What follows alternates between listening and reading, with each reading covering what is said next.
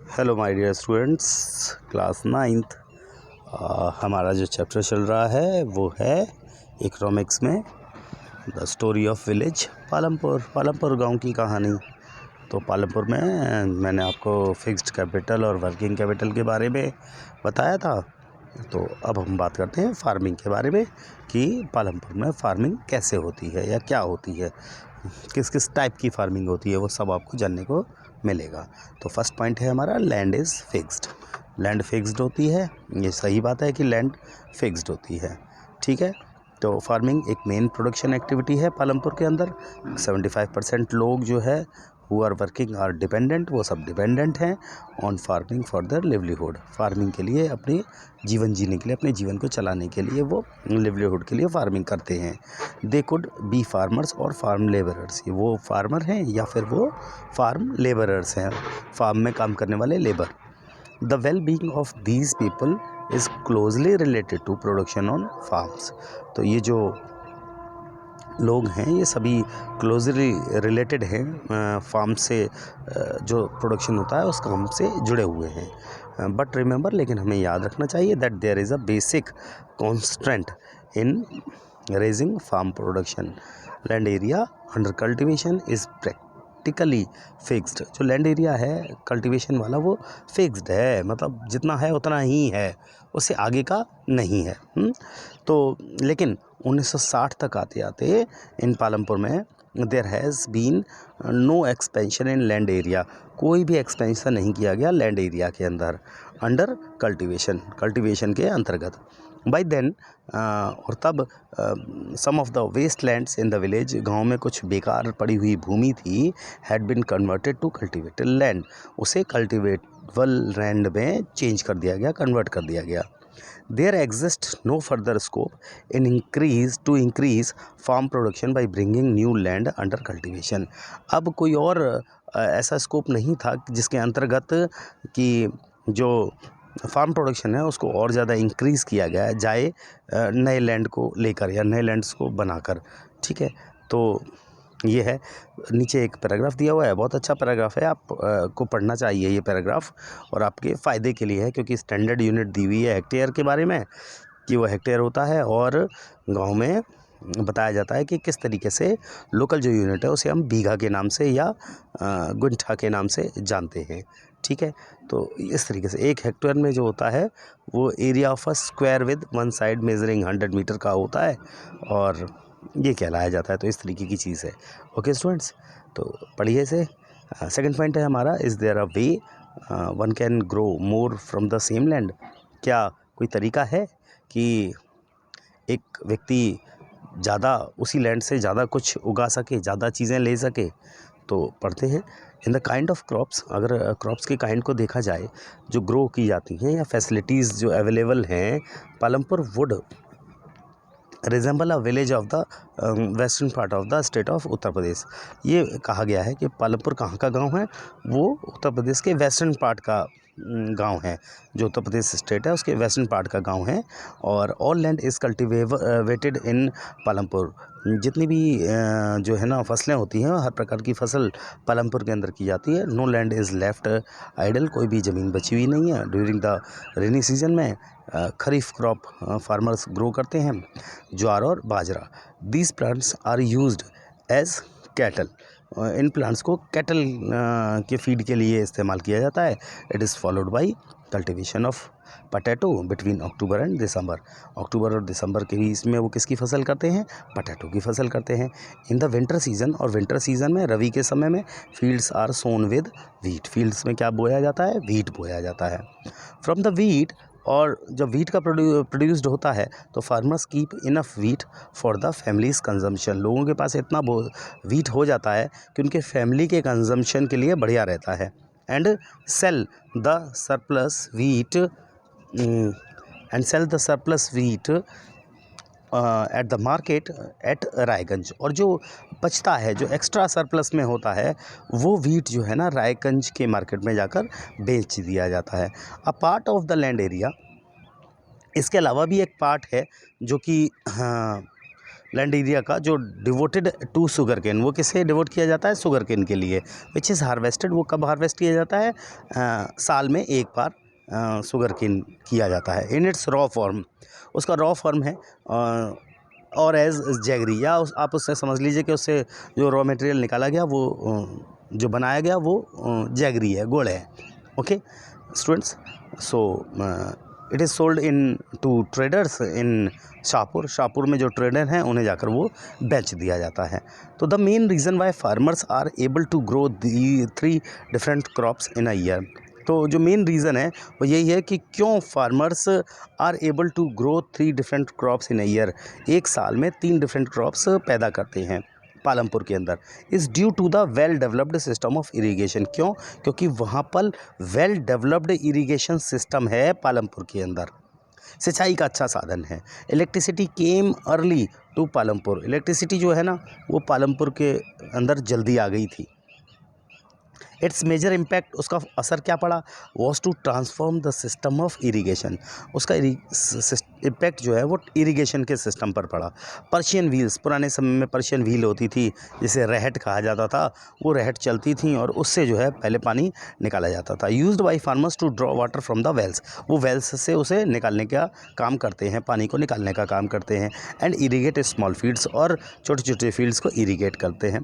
People saw that the electric run tube wells, लोगों ने देखा है कि जो भी इलेक्ट्रिक रन ट्यूबवेल्स हैं could irrigate much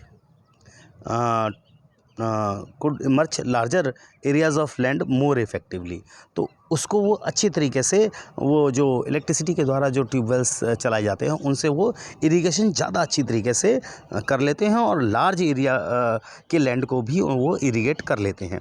the first few tube wells, जो शुरू के कुछ खास फर्स्ट ट्यूबवेल्स हैं, वर इंस्टॉल्ड बाय द गवर्नमेंट, वो शुरू के जो ट्यूबवेल हैं वो किसके द्वारा इंस्टॉल किए गए? गवर्नमेंट के द्वारा लगाए गए। सून हाउएवर, और जल्दी ही farmers started setting up private tubewells, farmers ने अपने खुद के प्राइवेट ट्यूबवेल्स भी लगाने शुरू कर दिए। एज अ रिजल्ट, उसकी वजह से by the mid 1970s the entire cultivated area of, अब ये जो पूरा एरिया है ना, एरिया ऑफ 200 हेक्टेयर्स, 200 हेक्टेयर का, वो इरीगेट किया जाता है। कहाँ पर? पूरे पालमपुर के अंदर। तो ये एक अच्छा तरीका है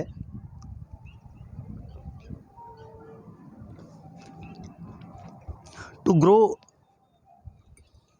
मोर than 1 crop on a piece of land. अब मोर क्रॉप पैदा करने के लिए एक लैंड के पीस में during the year is known as multiple cropping. तो उसे हम क्या कहते हैं? जब ज़्यादा हम फसलें उगाते हैं ना, ये साल में 2 से 3 फसलें, तो उसे हम मल्टीपल क्रॉपिंग का नाम दे देते हैं, क्योंकि ज़्यादा फसलें हो जाती हैं इसलिए मल्टीपल हो जाता है।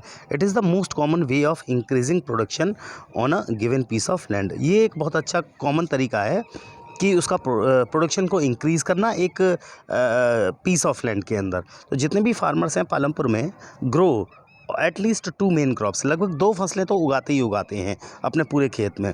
मैनी आर ग्रोइंग पटेटो, बहुत सारे तीसरी फसल के रूप में पटेटो को उगाते हैं in the past 15 to 20 years, लगभग पिछले 15 से 20 साल के अंदर।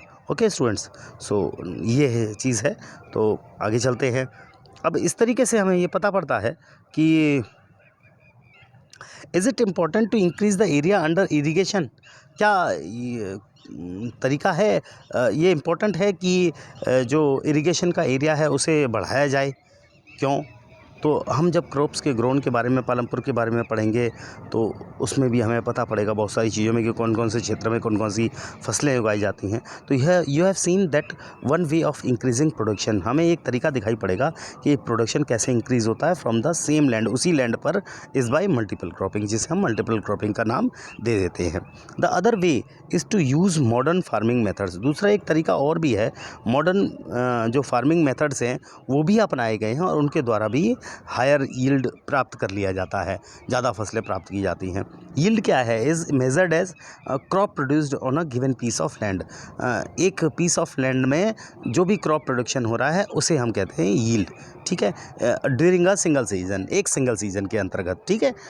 तो स्टूडेंट्स यही है till the mid 1960s, mid 1960 में the seeds used in cultivation were traditional ones. तो इस तरीके से धीरे धीरे क्या हुआ, सीड्स का इस्तेमाल किया गया कल्टीवेशन में, और पुराने तरीके ख़त्म किए गए, नए तरीके इस्तेमाल किए गए, है ना। नीडेड लेस इरिगेशन, उसमें कम इरिगेशन की ज़रूरत होती है। Farmers used cow dung, farmers पहले गोबर का इस्तेमाल करते थे खेतों में खाद के लिए, एंड अदर नेचुरल मैन्योर का इस्तेमाल करते थे एज फर्टिलाइज़र के रूप में। All these were readily available with the farmers who did not have to buy them. जो लोग नहीं खरीद सकते फर्टिलाइजर्स, उन्हें यही नेचुरल जो मैन्योर होता है उसी का वो इस्तेमाल करते हैं, है ना, जो नहीं खरीद सकते। तो green revolution is in the late 1916, फिर ग्रीन रिवोल्यूशन की शुरुआत हुई लेट 1960s में। और Indian farmer to cultivation of wheat, तो इंडियन फार्मर्स ने क्या उगाना शुरू किया, वीट और राइस की फसल को शुरू किया using high yielding variety seeds. ठीक है, हाई यील्डिंग वैरायटी सीड्स यानी HYVS जिनको हम कहते हैं, फुल फॉर्म होती है ये इसकी, और इस सीड्स का उन्होंने इस्तेमाल किया कंपेयर्ड टू ट्रेडिशनल सीड। पुराने सीड्स की जगह इन सीड्स का इस्तेमाल किया। The HYV seeds promised to produce much greater amounts of grain on a single plant। एक सिंगल प्लांट में ज़्यादा अमाउंट अब मिलने लगा ग्रेन का, तो इससे ये प्रोडक्शन बढ़ गया। एज अ रिज़ल्ट इसकी वजह से क्या हुआ, इसकी वजह से the same piece of land would now produce, अब सेम पीस ऑफ लैंड में ज़्यादा क्वांटिटी में फूड ग्रेन प्रोड्यूस होने लगा देन वाज पॉसिबल अर्लियर, जैसा कि पहले कम होता था उससे अब अच्छा होने लगा। HYV seeds however needed plenty of water. HYV seeds में थोड़ा ज़्यादा पानी की ज़रूरत महसूस होती है, एंड आल्सो केमिकल फर्टिलाइज़र की भी ज़रूरत होती है। एंड वो ये कहता है कि उसमें pesticides to produce best result, और पेस्टिसाइड का यूज़ करते हैं तो अच्छा रिजल्ट मिलता है। हायर यील्डिंग जो were possibly only from a combination of HYV seeds, irrigation, chemical fertiliser और पेस्टिसाइड सबका इस्तेमाल करके ज़्यादा यील्ड्स को प्राप्त किया जाता है। तो फार्मर जो है ना, पंजाब के, हरियाणा के, वेस्टर्न उत्तर प्रदेश के, उन्होंने सबसे पहली बार इस मॉडर्न फार्मिंग मेथड को भारत के अंदर ट्राई किया, और यहाँ के जो किसान हैं उन्होंने ट्यूबवेल के द्वारा इरिगेशन को अच्छा बनाया, HYV सीड्स का इस्तेमाल किया, केमिकल फर्टिलाइज़र, पेस्टिसाइड का इस्तेमाल करके अपनी फसलों को और ज़्यादा बढ़ा लिया।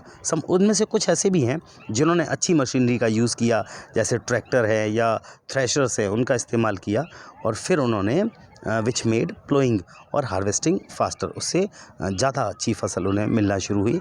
And they were rewarded with high yields of wheat, उन्हें ज़्यादा मात्रा में वीट जो है प्राप्त होने लगा। पालमपुर में जो yield of wheat grown from the traditional varieties, ये 1300 kg पर हेक्टेयर में होने लगा है विद HYV सीड्स के द्वारा। The yield up went up to 3200 kg पर हेक्टेयर, 1300 से बोलता है बढ़ते बढ़ते HYV सीड्स की वजह से कितना हो गया है, 3200 kg पर हेक्टेयर में हो गया है। ये एक बहुत लार्ज इंक्रीमेंट है in the production of wheat में। Okay students, farmers now had greater amounts, farmer के पास ज़्यादा अमाउंट है, सरप्लस वीट का जो हो जाता है उसे वो क्या करते हैं, मार्केट में जाके सेल कर देते हैं। ठीक है स्टूडेंट्स, तो आज के लिए इतना ही रखते हैं। नेक्स्ट वीडियो में आपसे फिर मिलेंगे और आगे की बातें करेंगे। So thank you all.